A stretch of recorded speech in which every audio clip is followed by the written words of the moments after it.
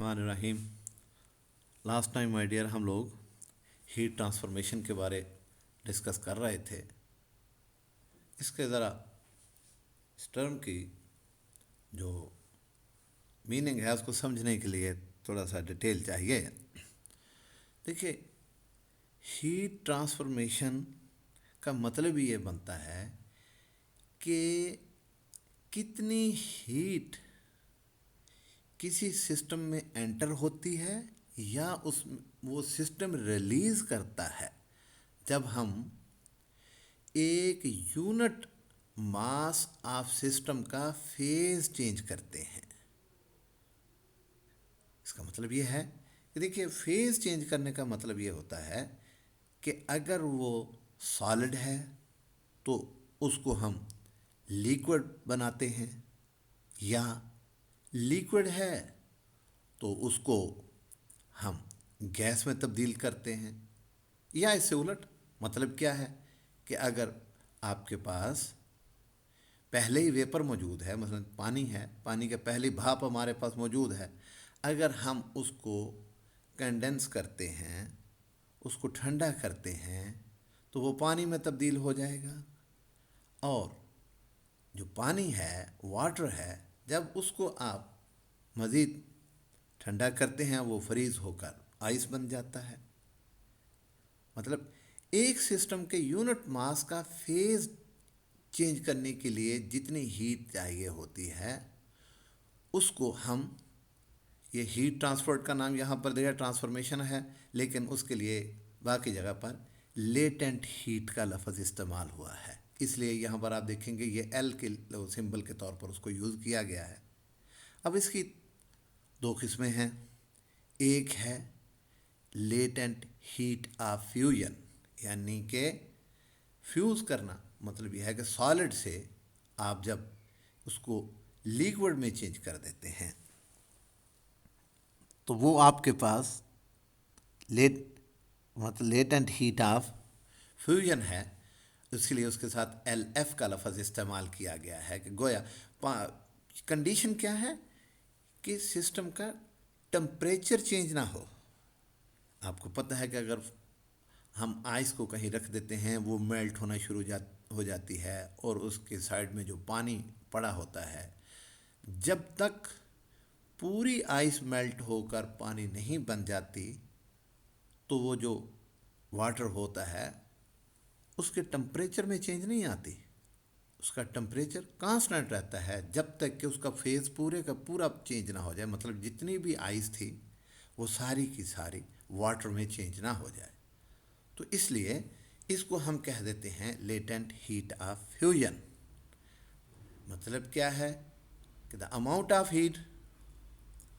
absorbed by a system when a unit mass of the system is changed from solid to liquid phase। अब यहाँ पर एक चीज़ और के लाजमी बात है कि according to law of conservation of energy इस चीज़ को हमें तस्लीम करना पड़ेगा, और ये अपनी जगह पर एक फैक्ट है कि जितनी हीट सिस्टम एब्जॉर्ब करता है जब वो सॉलिड से लिक्विड में तब्दील होता है, उतनी ही हीट वो जब लिक्विड से लिक्विड से सॉलिड में जब कन्वर्ट होगा वो अपने फेस को चेंज करेगा तो वो रिलीज भी करेगा। मतलब ये है कि जो आपको हीट हम जब सॉलिड से लिक्विड में चेंज करते हैं, लाजमी बात यह है कि हमें सिस्टम को हीट डिलीवर करना पड़ती है, देना पड़ती है। तो जब हम सॉलिड बना लेते हैं, आइस जब बनती है, आइस को जब दोबारा वाटर में हमने चेंज करना हो तो डेफिनेट बात यह है कि वो आइस जो है वो एनवायरनमेंट से हीट को ऑब्जर्व करती है, वो ऑब्जर्व करेगी तो वो फिर लिक्विड में चेंज होगी। ये दोनों मतलब ये है कि फॉरवर्ड डायरेक्शन में, यानी कि फ्रॉम आइस टू लिक्विड, और रिवर्स डायरेक्शन में फ्रॉम लिक्विड टू सॉलिड आने में सेम अमाउंट ऑफ हीट चाहिए, इसलिए यहाँ पर latent heat of fusion LF का लफ्ज़ है। तो अगर किसी चीज़ को ये देखिए कि हमारे पास ये LV है, पहले उन्होंने दिया हुआ, मैंने पहले इस चीज़ को डिस्कस, यानी टोटल हीट है और टोटल मास है, इसको दोनों को डिवाइड कर दिया तो हमारे पास वो कंडीशन कि total heat required to change the phase of a material from liquid to total heat required from liquid to its solid, मतलब ये है कि जितनी वो वहाँ से एब्जॉर्ब होगी, या इससे उलट कि टोटल हीट इवॉल्व्ड या released by the system unit mass of the system when it is changed from solid to liquid. ये टोटल हीट है, ये टोटल मास है। उन्होंने पहले लेटेंट हीट ऑफ फ्यूजन बता दी है, और अब उसके ऊपर आ जाइए लेटेंट हीट ऑफ वेपोराइजेशन, मतलब द अमाउंट ऑफ हीट और unit mass to change its phase from liquid to vapour.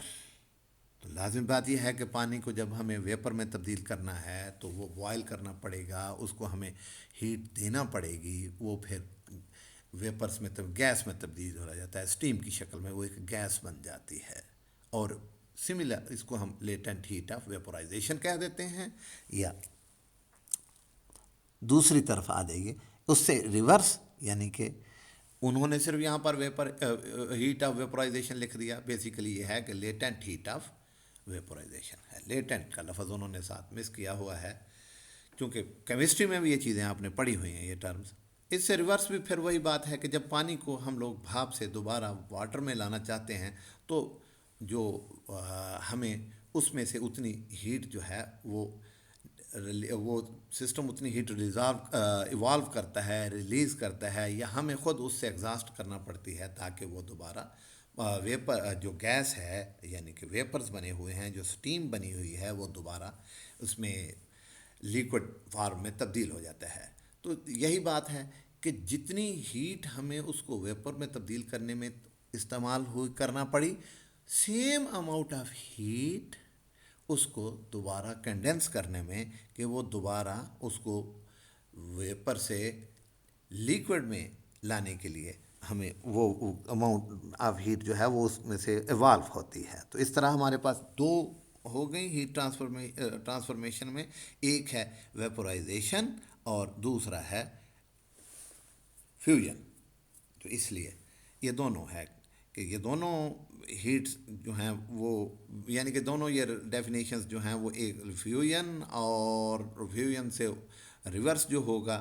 वो सिफारी फर्दर जो है वो आपके पास वेपोराइजेशन है। ये छोटी छोटी सी दो डेफिनेशंस हैं, लेकिन चूंकि इसमें यहाँ पर एक दो टर्म्स ऐसी इस्तेमाल हुई जो कि शायद आपको कंफ्यूज करते, तो मैंने इनको दोबारा एक्सप्लेन करने के लिए कोशिश किया। और ये नेक्स्ट पेज पे आ जाइए,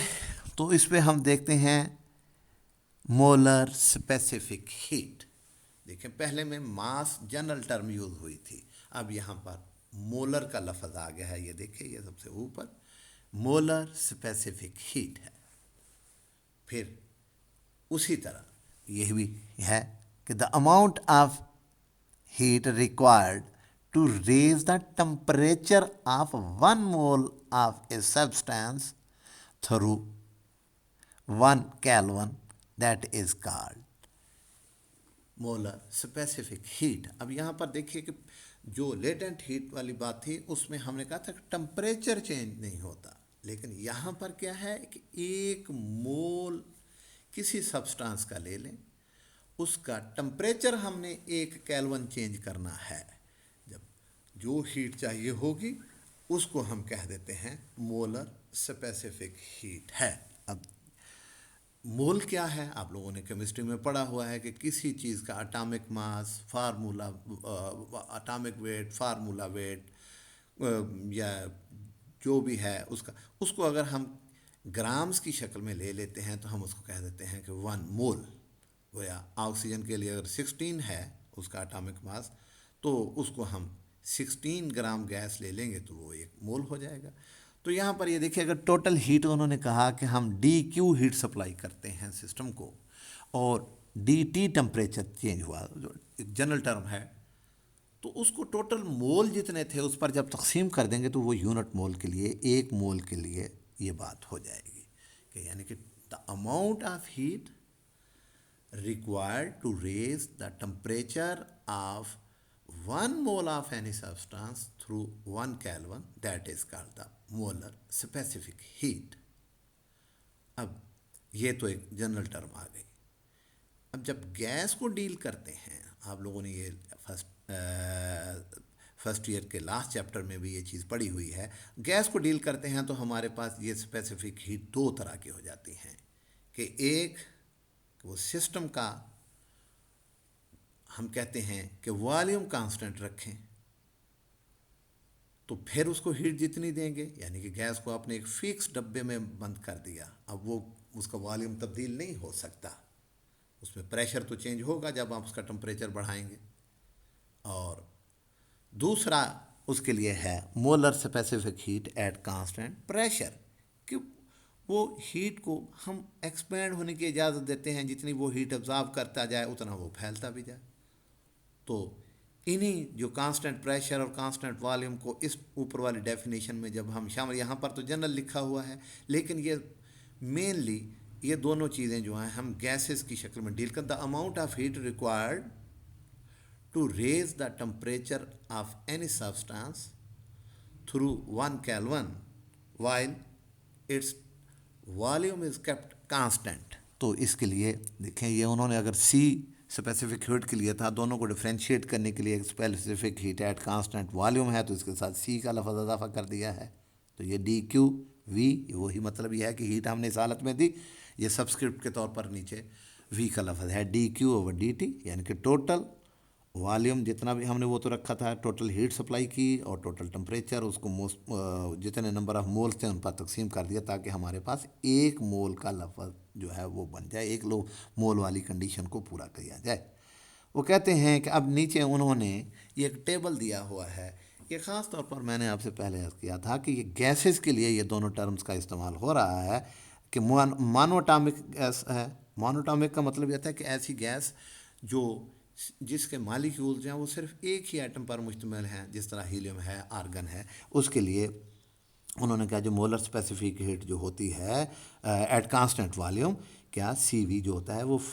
3/2 R is the universal gas constant, इसको हमने पहले बहुत पढ़ा हुआ है, और इसकी जो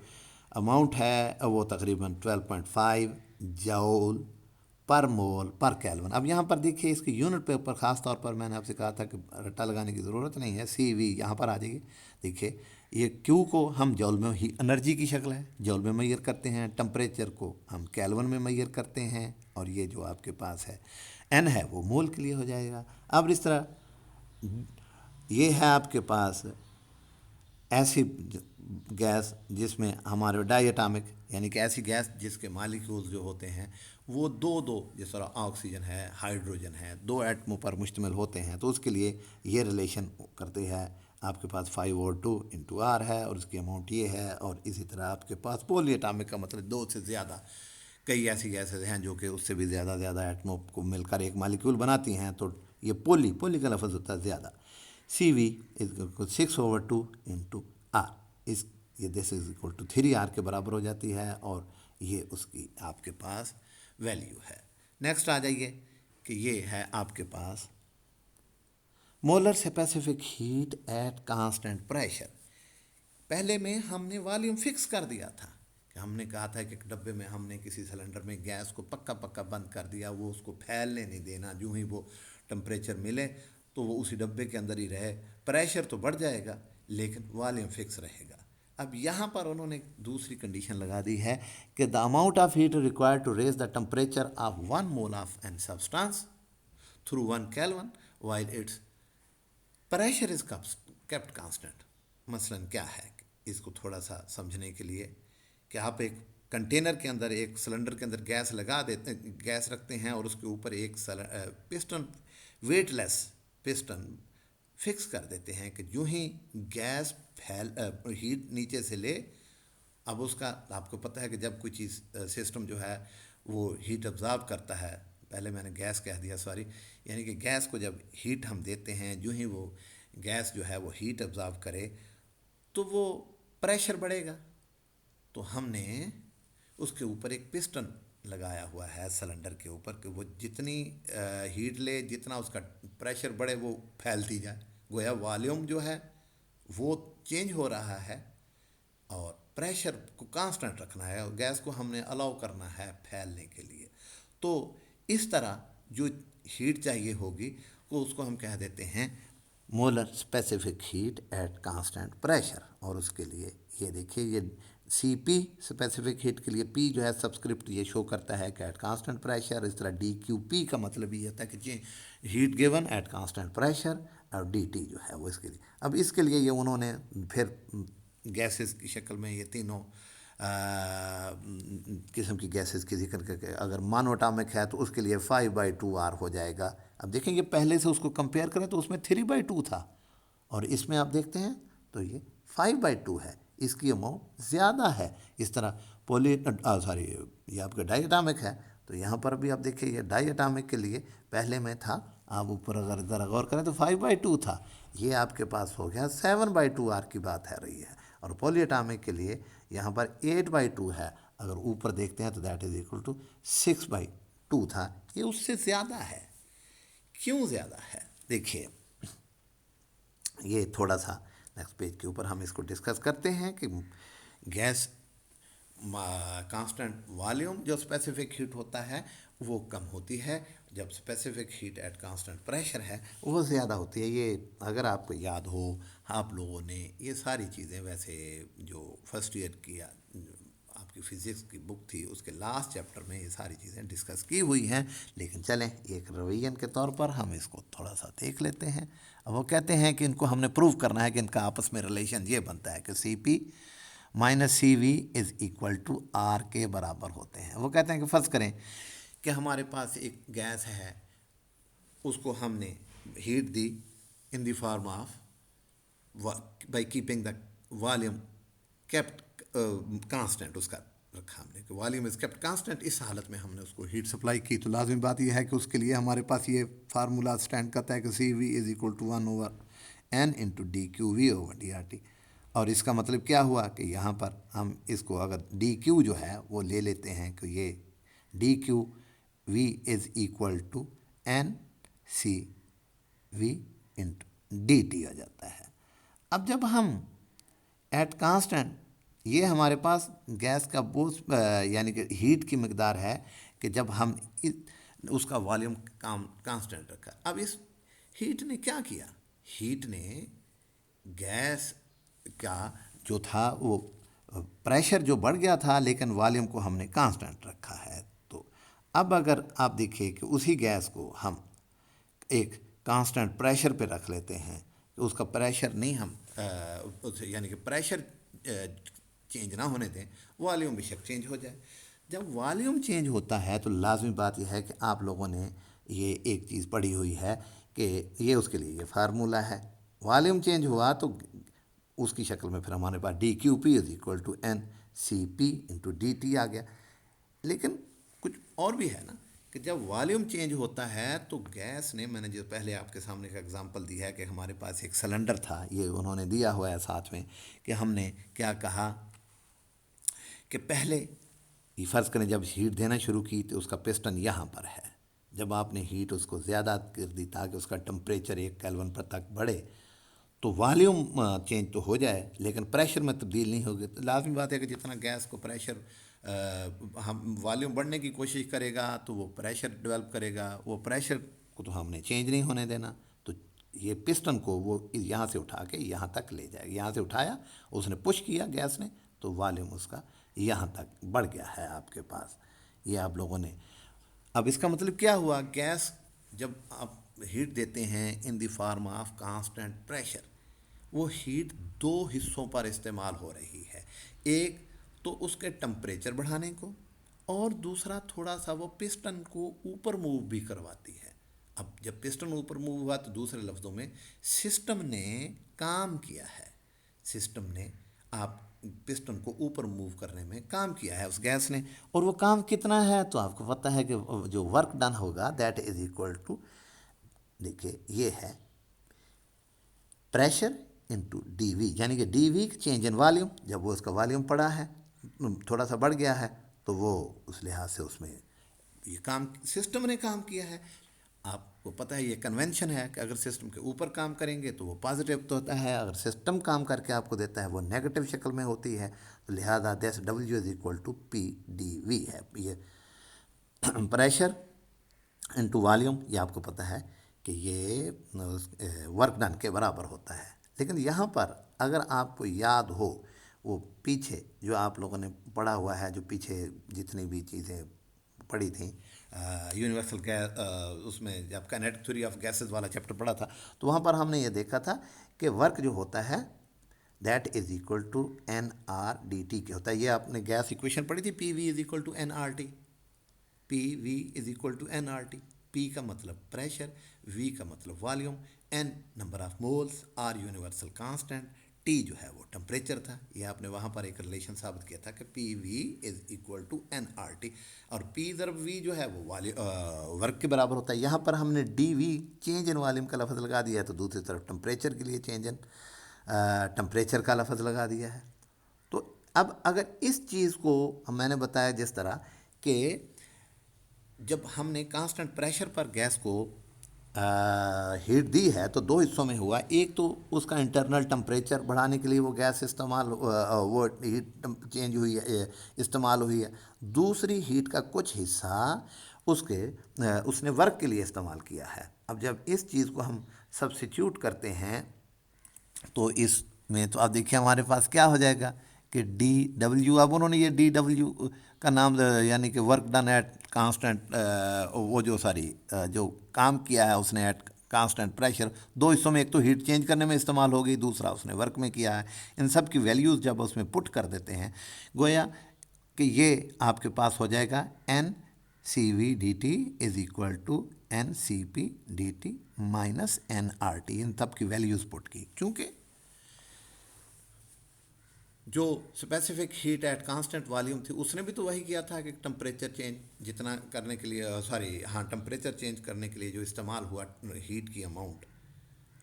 अब उसका मतलब ये है कि उसको दोनों को बराबर जब हम करते हैं तो यहाँ से ये एन आर टी जो सब चीज़ें जो है एक दूसरे से कैंसिल हो जाती हैं, तो हमारे पास जो बच जाता है that is equal to C V minus C P is equal to R. और ये इसका रिलेशन था जिसको हमने साबित करना है। इंशाअल्लाह कल से हम नेक्स्ट